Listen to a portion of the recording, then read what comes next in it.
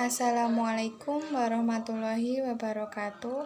Perkenalkan, kami dari kelompok 13 yang beranggotakan saya sendiri, Nurjannah, dan teman saya, Cahya Khairunisa, akan menjelaskan makalah kami yang berjudul Darul Mafasid Muqaddamul ala Jibil Masolih. Langsung saja, di sini saya akan menjelaskan pengertian dari Darul Mafasid Muqaddamul ala Jibil Masolih. Darul Mafasid Muqaddamul ala Jibil Masolih yaitu memiliki arti menolak kemadharatan itu lebih utama daripada meraih kemanfaatan. Dari kaidah ini ditegaskan bahwasanya apabila pada waktu yang sama kita dihadapkan kepada dua pilihan, yaitu menolak kemafsadatan atau meraih kemaslahatan, maka yang harus dipilih itu, yang didahulukan itu harus menolak kemafsadatan, karena dengan menolak kemafsadatan itu sama saja kita sudah meraih kemaslahatan. Sedangkan tujuan hukum Islam ujungnya adalah untuk meraih kemaslahatan di dunia maupun di akhirat. Kemaslahatan membawa manfaat bagi kehidupan manusia, sedangkan kemafsadatan mengakibatkan kemudaratan bagi kehidupan manusia. Apa yang disebut dengan kemaslahatan memiliki kriteria-kriteria tertentu di kalangan ulama. Apabila disimpulkan, kriteria tersebut dapat dibagi menjadi 4 bagian. Yang pertama yaitu kemaslahatan itu harus diukur kesesuaiannya dengan maqasid ala syariah atau dalil-dalil kuli atau general dari Al-Quran dan As-Sunnah. Yang kedua, kemaslahatan itu harus meyakinkan.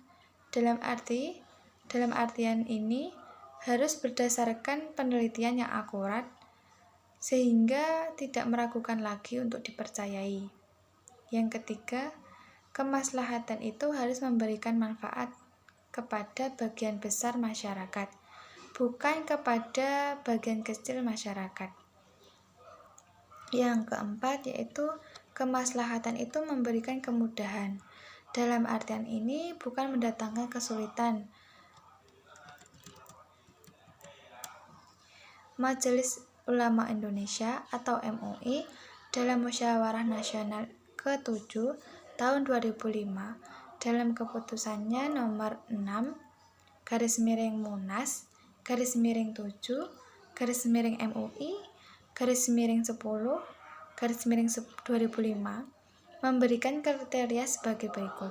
Yang pertama yaitu kemaslahatan menurut hukum Islam adalah tercapainya tujuan syariah atau maqasid syariah yang diwujudkan dalam bentuk terpeliharanya 5 kebutuhan primer atau ad-dururiyah al-khams. Yang kedua, kemaslahatan yang dibenarkan oleh syariah adalah kemaslahatan yang bertentangan dengan nas. Yang ketiga, yang berhak menentukan kemaslahatan dan tidaknya itu sesuatu menurut syariah adalah lembaga yang mempunyai kompetensi di bidang syariah dan dilakukan melalui istima' jami'.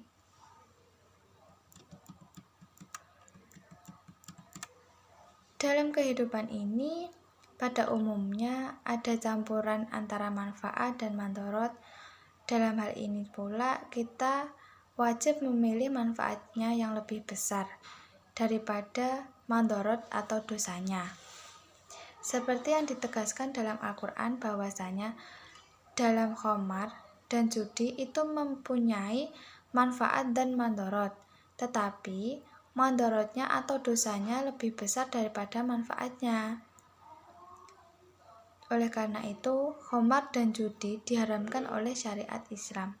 Contoh tersebut mendukung kepada kaidah menolak yang mafsadah didahulukan daripada meraih kemaslahatannya. Langsung saja di sini saya akan menjelaskan pengertian dari Darul Mafasid Muqaddamul ala Jibil Masoleh. Darul Mafasid Muqaddamul ala Jibil Masoleh yaitu memiliki arti menolak kemadharatan itu lebih utama daripada meraih kemanfaatan. Dari kaidah ini ditegaskan bahwasanya apabila pada waktu yang sama kita dihadapkan kepada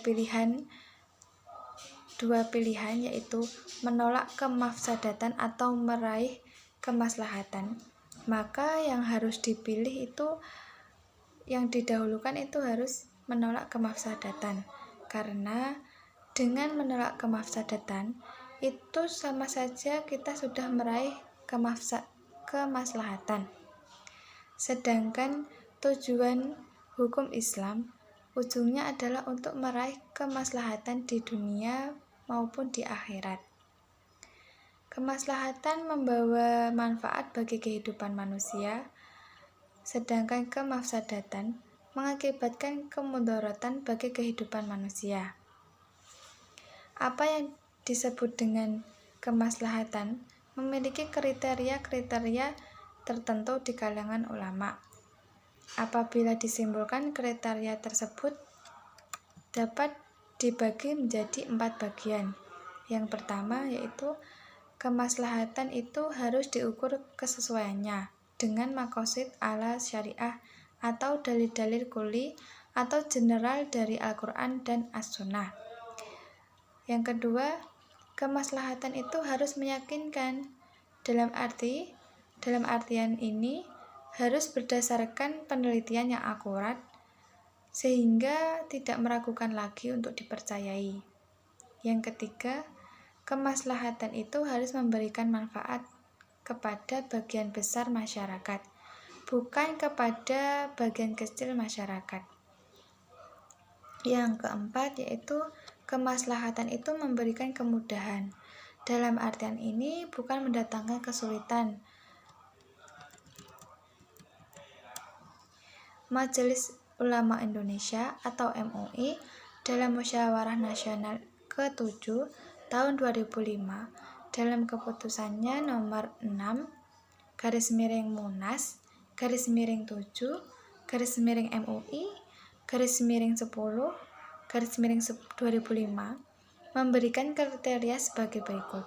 Yang pertama yaitu kemaslahatan menurut hukum Islam adalah tercapainya tujuan syariah atau maqasid syariah yang diwujudkan dalam bentuk terpeliharanya 5 kebutuhan primer atau ad-dururiyah al-khams. Yang kedua, kemaslahatan yang dibenarkan oleh syariah adalah kemaslahatan yang bertentangan dengan nas. Yang ketiga, yang berhak menentukan kemaslahatan dan tidaknya itu sesuatu menurut syariah adalah lembaga yang mempunyai kompetensi di bidang syariah dan dilakukan melalui istima' jami'.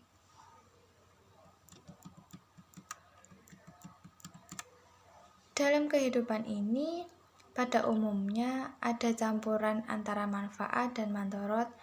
Dalam hal ini pula kita wajib memilih manfaatnya yang lebih besar daripada mandorot atau dosanya. Seperti yang ditegaskan dalam Al-Quran bahwasanya dalam khamar dan judi itu mempunyai manfaat dan mandorot, tetapi mandorotnya atau dosanya lebih besar daripada manfaatnya.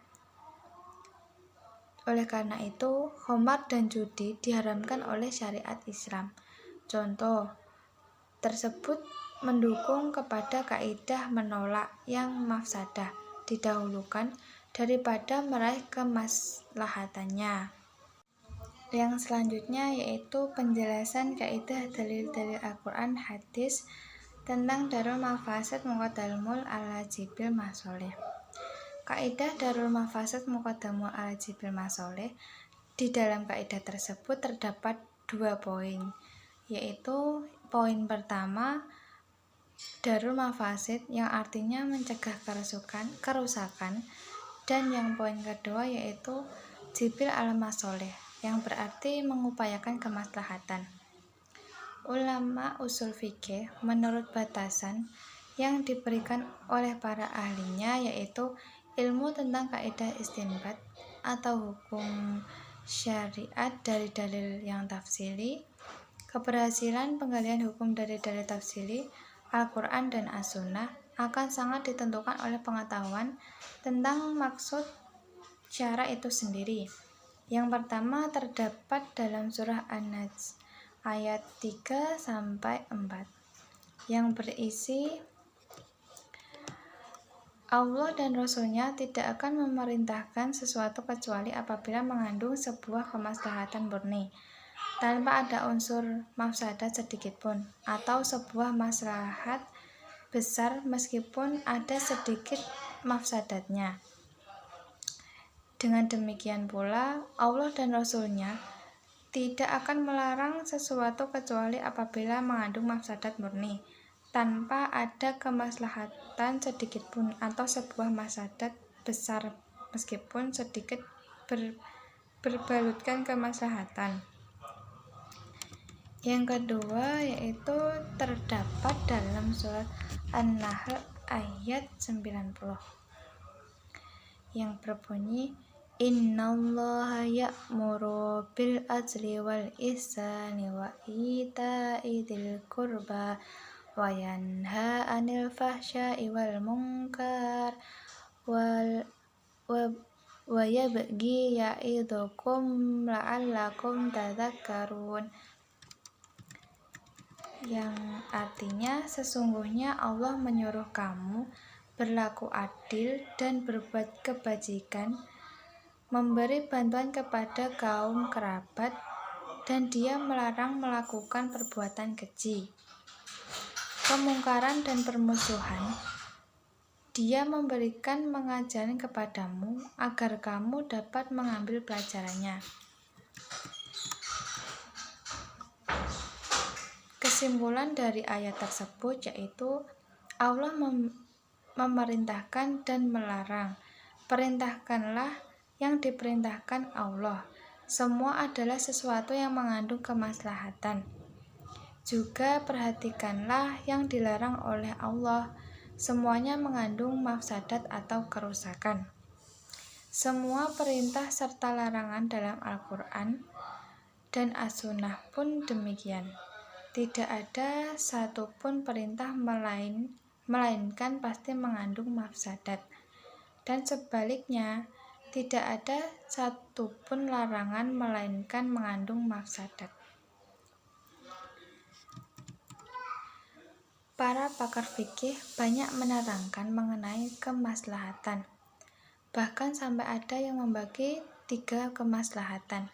Di antara tokohnya ada Asy-Syatibi dan Imam Ghazali.